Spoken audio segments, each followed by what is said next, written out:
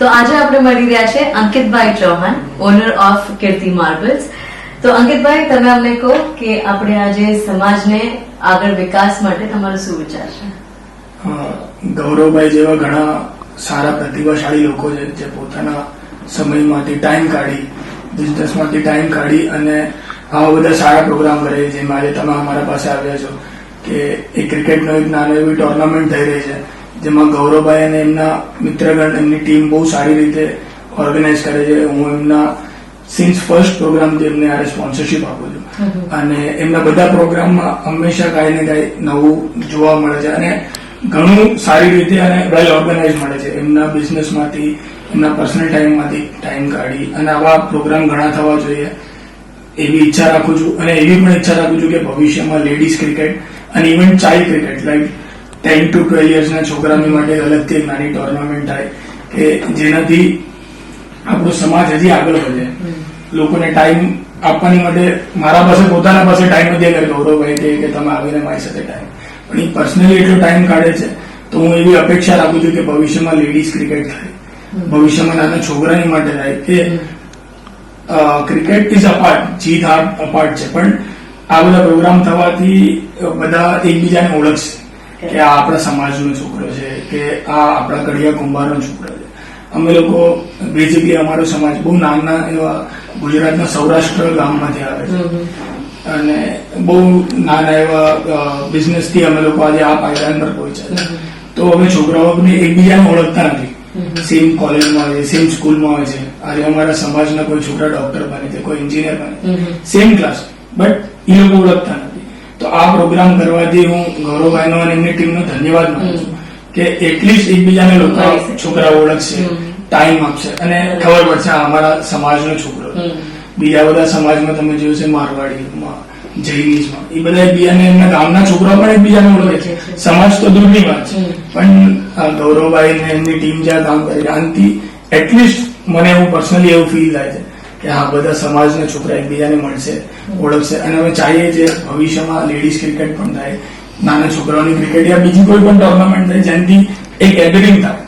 હજી ગેધરિંગ થાય, બરાબર છે. પૈસા આપવા વાળા તો મારા જેવા ઘણા બધા મળી જશે, સમાજમાં બધા પાસે પૈસા છે, પણ સમય આપવા વાળા ગૌરવભાઈ જેવા કોઈ 100% આપણે આ કન્સિડરમાં લઈશું. Thank you so much.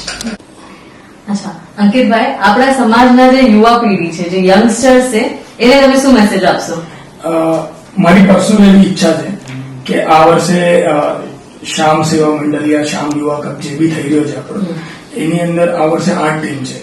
મારી એવી ઈચ્છા છે કે આપણા સમાજનો હર દીકરો આની અંદર જોડાય. આ વખતે 8 ટીમ બને છે, આવતા વખતે 18 ટીમ બને.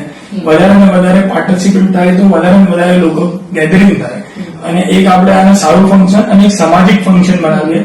આની અંદર હું જોઉં છું ઘણી વખત કે ઘરના મેમ્બર્સ નથી આવતા, જેમ લેડીઝ ને બધા નથી આવતા, તો બધા આવે. અગર કોઈ માનો 15 વર્ષનો છોકરો અગર ક્રિકેટ રમતો છે તો એની મમ્મી પણ આની અંદર આવે અને એને પ્રોત્સાહન કરે તો એનાથી એક મોટું ગેધરિંગ થાય અને બધા છોકરા એકબીજાને ઓળખે તો વધારે ને વધારે ટીમ બને. આ વખતે 8 બને છે, આવતા વખતે હું વિચાર કરું છું મારી 2 ટીમ હોય તો 18 ટીમ થઈ જાય.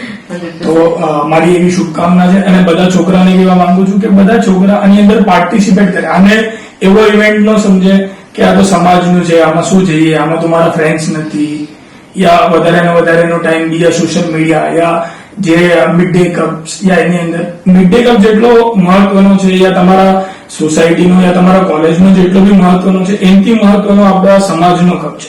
તો હું હર છોકરાને કહેવા માંગુ છું કે આપણા સમાજના હર પ્રોગ્રામની અંદર હાજરી આપો, જેટલું સમય મળે એટલું. મારા પાસે પણ ઓછો સમય હોય છે, હું ક્યારે અડધો કલાક, ક્યારે 1 કલાક, તો તમને પણ જેટલો સમય હોય તમે આવો. ભલે આ વખતે ઘણા છોકરાની અંદર નહીં રમતા હોય, બાય ધ ટાઈમ કોઈનો સ્ટડીઝ હોય, કોઈ HSC-માં હોય, કોઈ SSC-માં હોય, કોઈ ડિગ્રીમાં હોય, બટ તમને ટાઈમ મળે તો અડધો 1 કલાક ગ્રાઉન્ડ પર આવો તો તમને આ એક જે ક્રિકેટની ટુર્નામેન્ટ થઈ જાય એની અંદર જોડવાનો તમને એક કહે ને એક વિચાર આવે કે નહીં આપણે એની અંદર જોડીએ.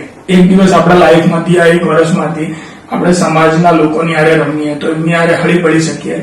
આવતા સમયમાં એવું થશે ધીરે ધીરે આપણે અત્યારે યુરોપિયન કલ્ચરમાં જઈ રહ્યા છે તો આપણે એની જગ્યાએ આપણે ઇન્ડિયન કલ્ચરમાં પાછા આવીએ. તો હું એવું વિચાર કરું છું કે બધા છોકરાઓ આની અંદર પાર્ટિસિપેટ કરે, વધારે ને વધારે છોકરા પાર્ટિસિપેટ કરે. 100% આપણે શ્રી શ્યામ યુવા મંડળની એ જ કોશિશ છે. And let's hope for the best. Thank you Yeah.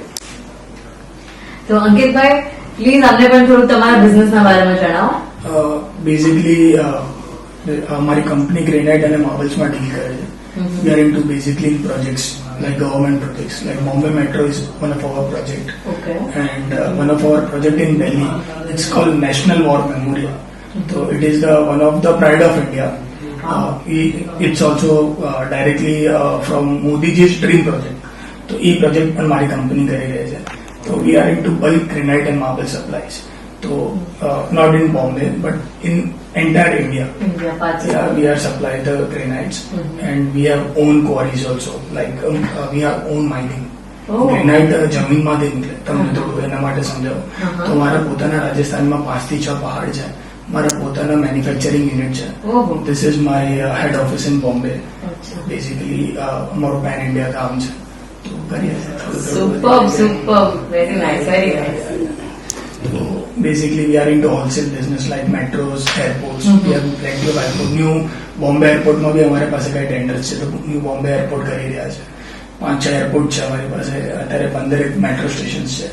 બાકી બિલ્ડર્સના કામ છે. તો we are into all this granite supply things. That's it. Super super it sound very huge. Uh, thank you. તો અંકિતભાઈ આપણા યુવા કપ 2025 સીઝન 1 માં તમારી ટીમનું નામ શું છે અને તમારી સ્ટ્રેટેજી શું છે જીતવાની? અમારી ટીમનું નામ કીર્તિ ગ્રેનાઇટ્સ કરીને છે. Uh-huh. મારી company name is Kirti granite industries. Mhm. તો એનાથી અમે એનું નામ રાખ્યું છે કીર્તિ ગ્રેનાઇટ્સ.